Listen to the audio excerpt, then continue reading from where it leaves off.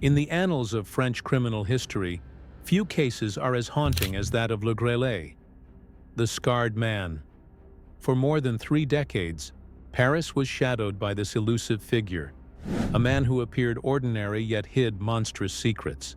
Behind a mask of authority and respectability, François Verhoeven, a respected gendarme and police officer, committed acts of unspeakable cruelty.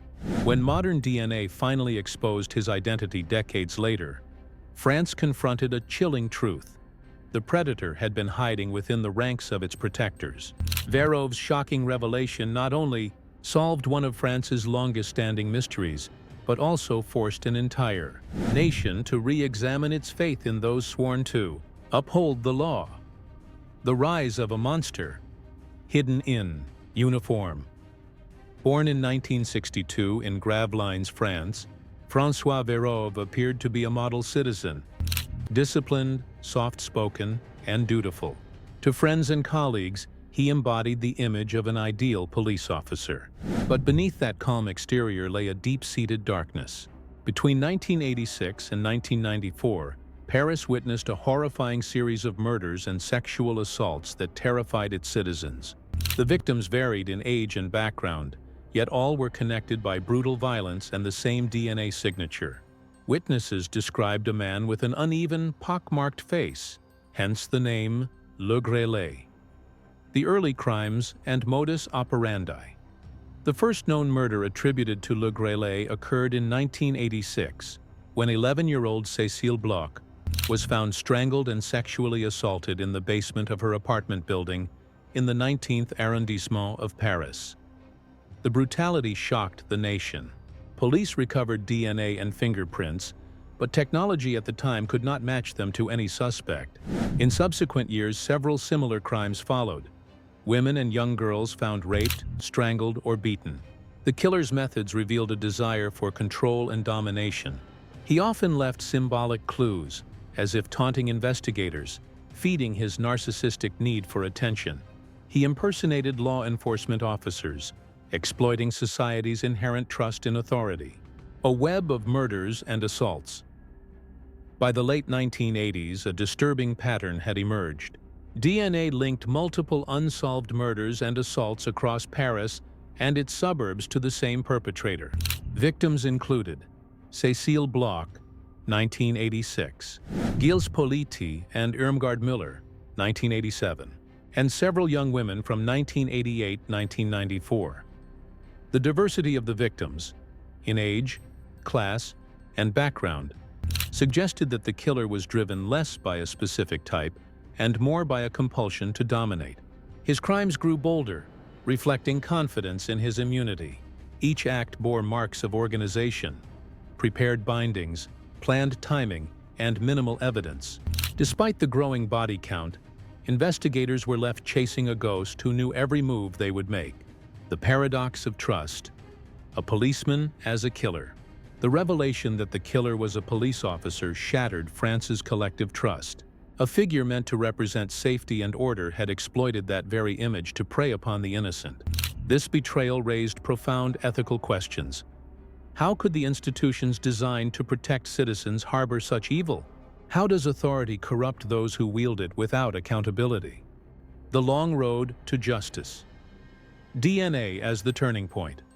For decades, the identity of Le Grêlé remained an open wound in French criminal history.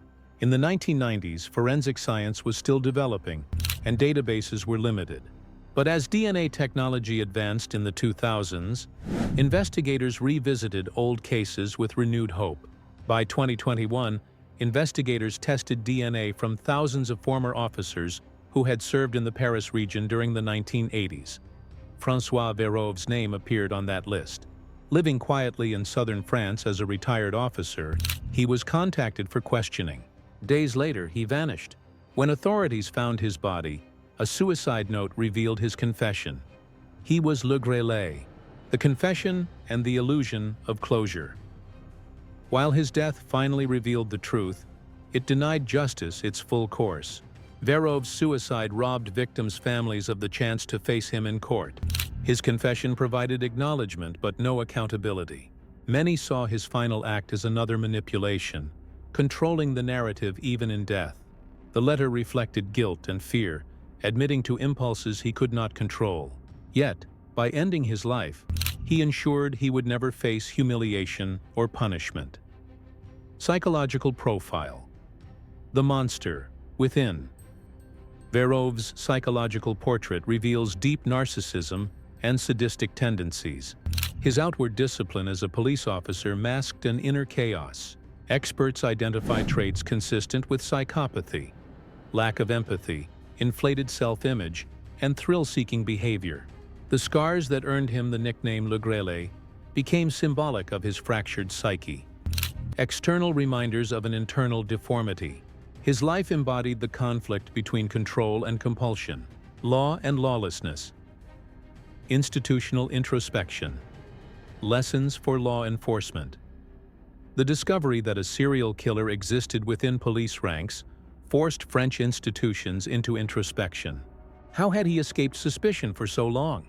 The answer lay in systemic flaws, inadequate psychological screening, over-reliance on hierarchy, and limited data sharing.